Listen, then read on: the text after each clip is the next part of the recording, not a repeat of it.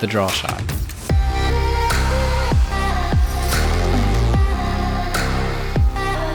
For players of any caliber, the draw shot is a critical positional tool that usually comes up multiple times every game. But for some players, it feels more like a coin flip. Shots that were meant to draw back 3 diamonds end up being stop shots. And shots that were meant to only draw back a few inches somehow end up on the opposite side of the table. In this video, I'm going to cover how to draw the cue ball, discuss why some players can't seem to control their draw shots, and finally, I'll show you a drill that will help you gain control over your draw shots, helping you to improve your cue ball control. First, for new players, let's discuss what makes a cue ball draw backwards. Here you can see that the cue ball is still spinning backwards whenever it contacts the object ball. As this is a full hit, the cue ball immediately stops after contacting the object ball. If the cue ball had no spin, it would simply stop and would be a stop shot. However, since it's still spinning, the spin begins to grip the felt and accelerate the cue ball backwards. The faster the cue ball is spinning at impact with the object ball, the further the cue ball will draw. The amount of backspin on the cue ball at impact with the object ball is what determines how far the cue ball will draw back. Knowing this as players, it is then up to us to manipulate how low and how hard we strike the cue ball to change the amount of spin.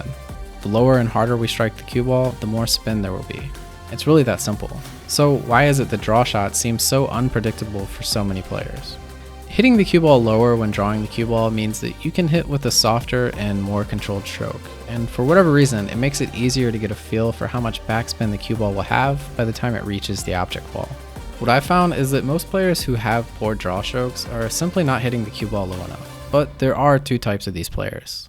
There are those who never aim or hit low enough on the cue ball, and there are those who do aim low enough but end up striking the cue ball higher than they were aiming, sometimes or maybe all the time. For the first group of players, let's show just how low on the cue ball you can aim before you start miscuing. Do you think that this will miscue? Well, it doesn't. Now this hit is right at the miscue limit, but you have to get comfortable with these shots. It's the only way to hit a great draw shot. And for the second group of players, let's discuss why your draw stroke seems so inconsistent. What I find here is that players tend to draw pretty well, especially on the shorter and softer draw shots, but when they really need a big stroke, not so much. So what's happening? Well, when you need a big draw stroke, you need to hit the cue ball hard, and you know that, and so you do it. But when you power up your stroke, you end up dropping your elbow before your cue impacts the cue ball in anticipation of the additional follow through. Here you can see that with my elbow just an inch or 2 lower, there's quite a significant difference in how low I'm striking the cue ball. And that difference is the difference between a draw shot that does this and one that does this. Now when you put a lot of power into a stroke like that, your elbow is going to come down a little bit in your follow through as your cue comes to rest. But it should only drop well after the cue ball is on its way. Next, let's take a look at this draw shot drill, which helps you get your draw stroke under control. All of the drills that I show on this channel are available on the World of Pool and Billiards app. The app makes it easy to save your scores and track your progress over time. It also has breaks, trick shots, and a number of tools, and it's all available for free on both iOS and Android. The setup for this drill is quite easy. Place 1 object ball 2 diamonds up from the long rail from the corner pocket and about 1 ball away from the rail. And the cue ball will be placed along the center of the long rail so that the object ball is straight in. Your goal in this drill is to pocket the object ball and draw the cue ball back to each diamond, starting with the diamond that is closest to the object ball. After 1 successful attempt of stopping the ball within 1 ball length away from the diamond, your target zone will then be moved back 1 diamond further down the long rail until you reach the end rail.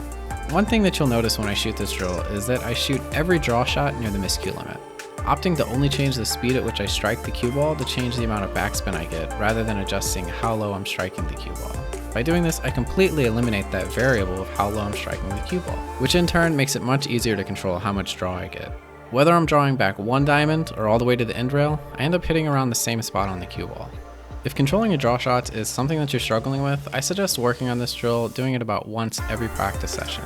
If you enjoyed this video, the next time you play the like button for money and lose, just tell him you'll bring the money the next time you see him, but be sure to never see him again.